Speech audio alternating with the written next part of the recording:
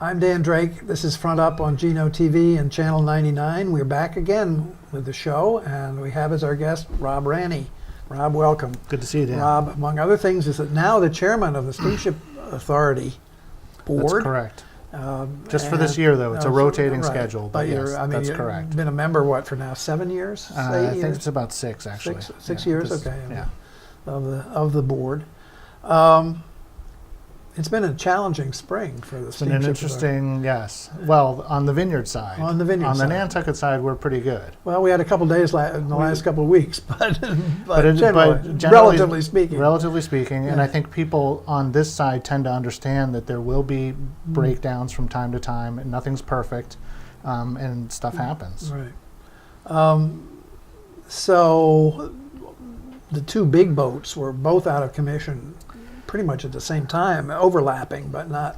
Wasn't there a time when they were both out? On our side? On the vineyard side. On the vineyard side, yes. Yeah. So the big thing that happened was there's a vessel called the Martha's Vineyard, right. which went through a major $18 million overhaul last fall. Right. Because of weather and other issues along the way, the timetable, the amount of time that they had to do it it got extended, and it had a deadline date to get back into service. So it came really right out of the shipyard and went right into service. And then a lot of these issues started cropping up, which is typical. There's always kinks that need to be worked out. Most of the major systems were replaced, so there was, a lot of things, and then it just kind of dominoed. And it's, management spent a lot of time deciding whether to leave it in service and try and tinker with it as it went, or withdraw it, and they did withdraw it for a period of time. They chartered the Sea Streak for passengers, and that ran a shuttle for about 10 days. And there was the Woods Hole, which is on our route now, also had some issues during that time frame. So there's a lot of news about cancellations, right. But there were a lot of extra trips that were added back in, which doesn't get any press. But right. But the steamship on the Vineyard sort of has a different character than it does It here. absolutely does. It's more of it's a commuter. It really is, because it's really back and forth. They have right now, I think, 29 trips a day, whereas we have a third of that. And there are people that commute in both directions for work every day. So and there's no alternative, really. There really isn't, no. Because the distance is so short, right. There really isn't. Unlike us, where we could jump on a plane and do it that way if we had to. For how long, we'll see. Well, that's another question. We don't have to talk about that. But their airport service is totally different than ours, so that's really not an option for them. Right.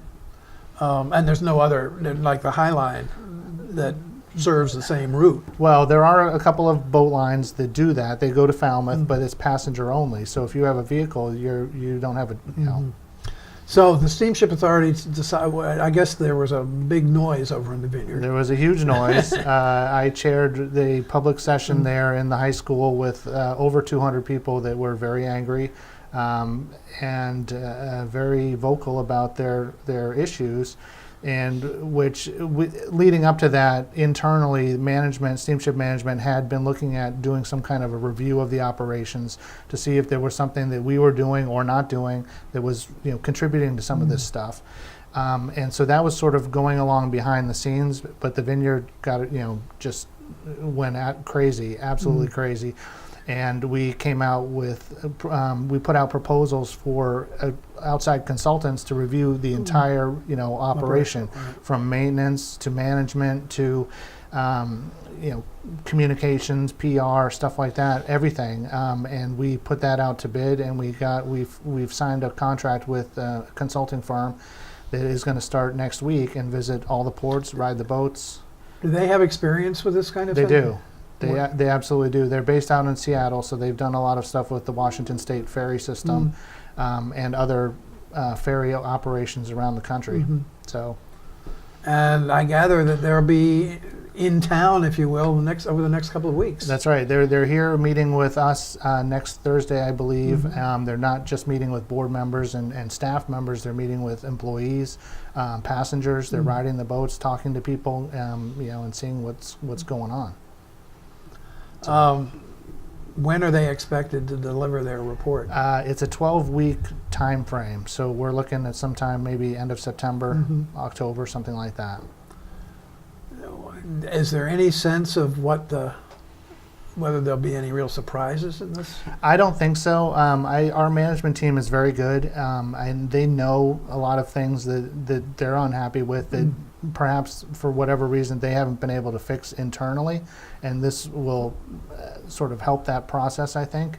It's bringing a lot of public awareness. There's a lot of misinformation out there about how the steamship operates, how the management operates, you know, the mission of the steamship, things like that, and this will all be brought out, and I think it'll be good, especially for the people on the vineyard. What's the misconception about the mission? I mean, the mission is essentially to be the lifeline of the islands, Well, right? that's right, but that sort of, on the vineyard side anyway, that sort of morphs into, it's an automatic guarantee that the boats are always going to run, and you're always going to be able to get on and go. Whereas over here, there is a little bit of that, but there's also a general sense that, yes, we live on an island, we're out in the middle of the ocean, and sometimes you just can't get one way or the other. Right.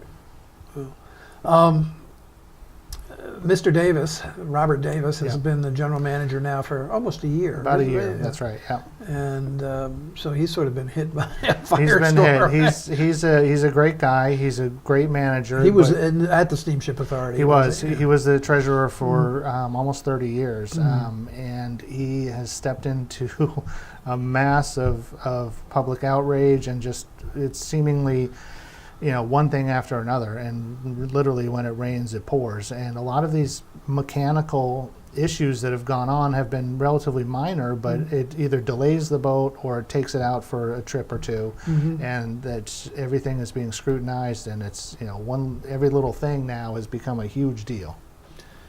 One of the issues was communications. Yeah. It seems to me that is a perennial issue with any entity that's in the transportation business, whether it be ferries or trains or airplanes. Right. What is the Steamship Authority doing to try to improve that? Well, we've hired a communications director who is reaching out a lot more proactively with a lot of what's happened in the past in some of these events. The management team is so focused on trying to deal with it and get it fixed or arrange an extra boat or something that they're not always able to put out information in a timely fashion, which frustrates people who are sitting on the dock going, is the boat going to run or not? So this guy will help with that. He's going to put stuff on the website. He's going to put stuff out in the newspapers and try to get more outreach. I think we're going to be starting a Twitter account. Good luck. So we'll see how that goes. In this world. There was talk about doing a Facebook account, but those things have been very problematic for us in the past. So we'll see how that goes. But there's a lot more outreach going on. So hopefully that'll help. And we have text alerts and emails, but those are only as good as your device. Right. I got one yesterday, or 2 days ago. I got it twice. I thought that was a good thing. Yeah. So when it works, it works. Right. But there are times when it doesn't work, and everybody gets mad. Right. So what's the good news? The good news is that passenger numbers are up for just walk-on passengers. Those are both for the fast ferry and the traditional boat. Those are up. Cars are slightly down. By about 100 or so cars, which doesn't sound like a lot, but you wouldn't notice it looking around in the streets. You certainly wouldn't, I know. And trucks are up. I've seen, well, that's part of the problem. That's part of the problem. Yeah, there's so many construction projects going on. We're building like crazy. They're finishing the hospital now, which is one that's being taken off the table, but there's the fire station, there's sewer projects, there are just residential homes that are popping up everywhere, and those trucks fill the boats. And fill the roads. Yeah. But we need them. We need them, exactly. Does the Steamship Authority have any plans for new vessels at this point, or are you pretty much there for the moment? Well, for the moment, for probably the next 5 or so years, we give each vessel roughly a 45 to 50 year lifespan, and we're coming up on that. Well, the Nantucket is 45 years old now, so we're coming up on the end of that. That is scary. That is scary. I mean, not that from the point of view of the vessel, but Yeah. just in the larger context. It's a great vessel, but it's gotten smaller in the sense that vehicles have gotten bigger, trucks have gotten bigger. So in some ways, it's not obsolete, but it's not as useful as it used to be. Is the Nantucket older than the Eagle? Yeah, the Eagle is only about 30 years old. Okay.